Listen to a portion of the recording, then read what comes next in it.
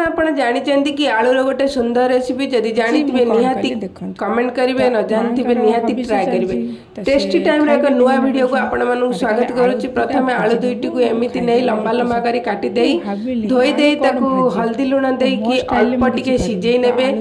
देखिबे size सारा पर ताकू छांकी नेबे। एपटे लंका किछि आउ अल्प 2 चम्मच जीरा को भल भाबरे भाजी नेबे।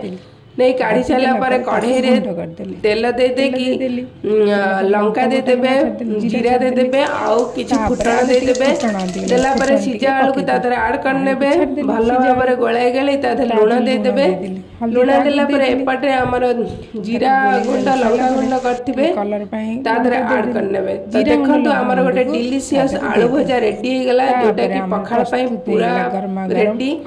तो मो वीडियो जदि भल लागतो निहाती लाइक कमेंट आउ सब्सक्राइब करिवे।